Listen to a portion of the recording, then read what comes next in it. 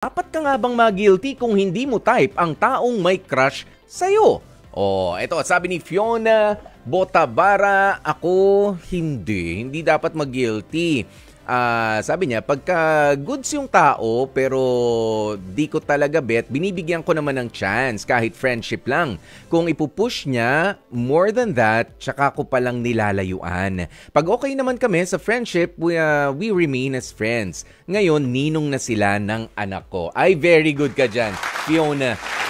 Nakaka-relate ako sa mga ganyang yung hindi yung iyo, crush mo ko, iyak kayo ko. Yung lumalayo agad. Binibigyan ko naman din ng pagkakataon na maging friends tayo. Bakit naman kasi hindi?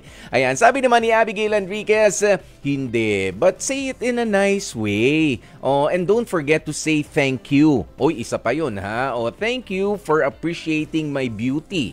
Ayan, for appreciating my gestures, ganyan.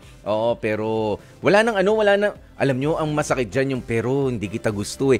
Wala nang ganun, wala nang follow-up comment, wala nang follow-up statement na sorry hindi ko mababalik. Dahil hindi nyo rin alam meron yung mga tinatawag tayo ng mga ugly duckling.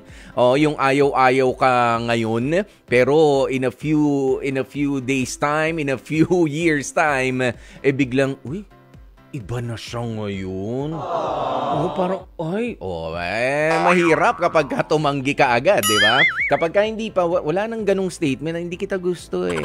Yan, wag. Baka kainin mo yung sinabi mo. Ito, sabi naman ni Gabriel De La Rosa, hindi.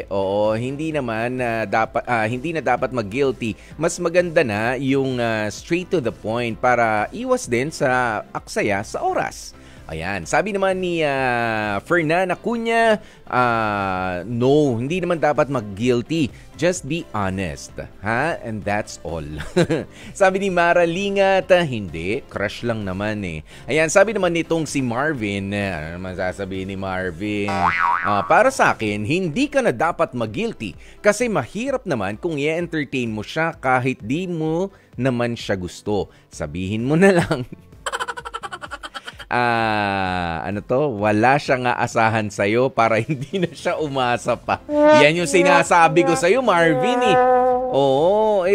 Kasasabi ko lang kanina, maging nice ka naman, pero wag naman yung yung brutal na wala kang aasahan sa akin na ganyan. Pero alam nyo, yung iba rin kasi sa sobrang kakulitan, sa sobrang sunod ng sunod, hindi lang sa mga kababaihan kahit sa mga kalalakihan, yung sunod ng sunod o kaya merong mga binibigay na mga something na ganyan na babother ka na, hindi ka na makadaan sa isang lugar na usually ay dinadaanan mo nang dahil nandun siya, lagi nakaabang.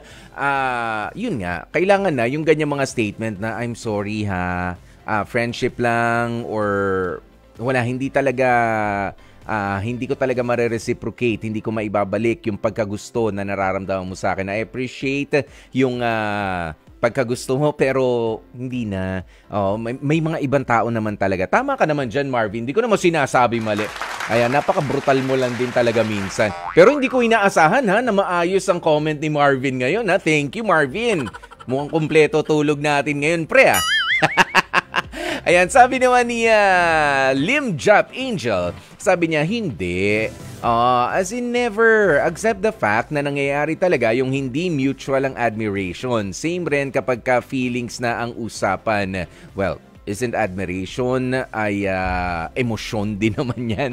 Ayan, si Sunshine Tolentino, sabi niya kung di po natin gusto yung may gusto po sa atin o hindi naman tayo dapat na mag-guilty, lalo na kung di naman po natin pinakitaan ng masama yung tao at di natin binastos, as long as we are being honest and respectful sa taong may gusto sa atin pero di po natin gusto. Ngayon, wala po tayong dapat na maramdaman na guilt feeling.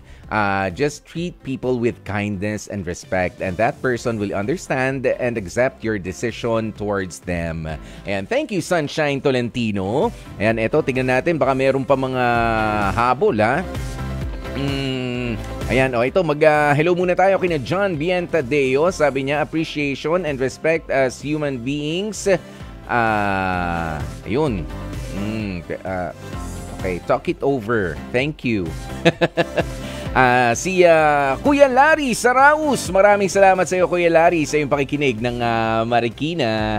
Ayan, tropa natin yan. Si Andeng Bongo, sina Jepsin Devaras. Maraming salamat. Ayan, at syempre sa lalo pa mga dumarami mga nagsishare ng ating programa araw-araw. Thank you so very much.